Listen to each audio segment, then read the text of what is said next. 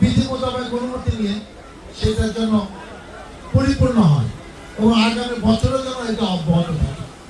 আমি উত্তর এই অস্থায়ী পশু হাটে সমৃদ্ধি কামনা করি এবং আমি বিশ্বাস করি আপনাদের সকলের সহযোগিতা পেলে সাংবাদিক, প্রশাসন এবং আমাদের রাজনীতিবিদ সবাই যদি এর সাথে সম্পৃক্ত থাকে, আমরা যদি সুস্থ ব্যবস্থার মাধ্যমে এটাকে পরিচালনা করা যায়, তাহলে পৌরবাসী সত্যিকারে একটি সেবা পাবে। আমি সেই প্রত্যাশা ব্যক্ত করি।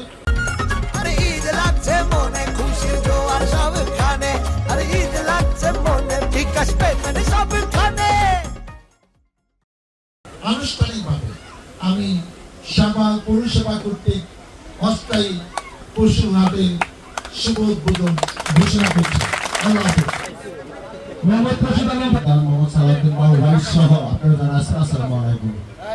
এই ডোনেশন মাধ্যমে সহযোগিতা করতেছি। মূলত আমরা এই মাঠে পুরা মাঠ, গরুর মাঠ এবং মেইন রোড সহ সম্পূর্ণ মাঠটিতে আমরা সিসিটিভি পৌরসভার সাভার থানার পক্ষ থেকে এবং আমরা এখানে চাল টাকা শনাক্তকরণের জন্য মেশিন বসাইছি।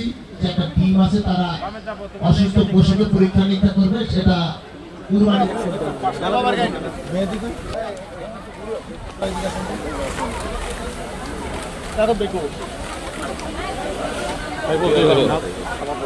গরু কিনতে আসছেন না গরুর সাথে আছে অস্থায়ী একটা সাদা পৌরসভা যে গরু হাটের ব্যবস্থা ওই জায়গাটা ঠিক ভালো হয়েছে, সুন্দর একটা ব্যবস্থা করা হয়েছে। আমি আশা করি আগামী বছরে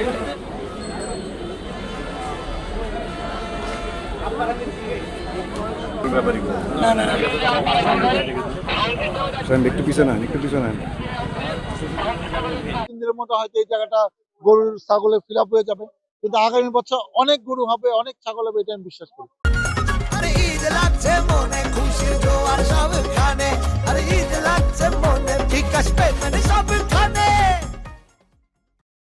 এবং যে সেন্সিবল হোক, আলটিমেটলি পৌরবাসী এটা সুবিধা হয়েছে। এখানে এই গরু হাট অস্থায়ীভাবে বসা, ছাগলের হাট অস্থায়ীভাবে বসা, এটা আমি মনে করছি। আপনারা কি মনে করেন জানি না, আপনারা যারা উপস্থিত আছে তাদের মতামত দিয়ে দেখেন, সবাই একই কথা বলবে আমার ধারণা। শুনেন, যারা এটা পেয়েছে নিয়মতান্ত্রিক ভাবে টেন্ডারে, আমি তাদের কাছে প্রত্যাশা করি এটা যেন সহনীয় পর্যায়ে থাকে।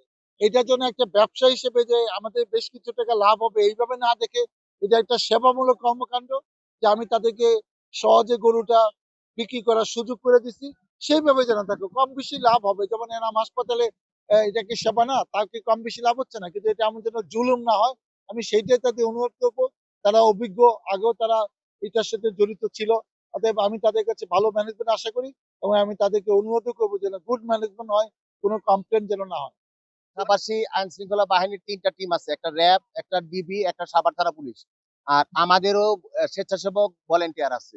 আশা করি এখানে কোনো সমস্যা হবে না। জাল টাকা শনাক্তকরণের মেশিন আছে, ব্যাংকের বুথ আছে, তারপরে ব্যাপারীদের অসুস্থ হলে এখানে ডাক্তারের একটা চেম্বার আছে রেড ক্রিসেন্টের মাধ্যমে। পাশাপাশি আপনার এইখানে আমরা সার্বক্ষণিক আমাদের ভলেন্টিয়ার টিম সবকিছু দেখভাল করবে ইনশাআল্লাহ।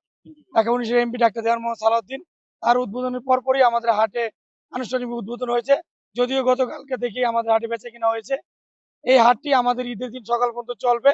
এই হাটের সার্বিক নিরাপত্তার জন্য আমরা পুরো হাটটি এবং আরিচা রোড সহ সিসি ক্যামেরা নিয়ন্ত্রণে নিয়েছি এবং হাটটিতে আনসার বাহিনী সহ পুলিশ বাহিনীর লোকজন এবং সেনাবাহিনীর লোকজন আমাদেরকে আশ্বস্ত করে তারা আমাদেরকে সহযোগিতা করবেন।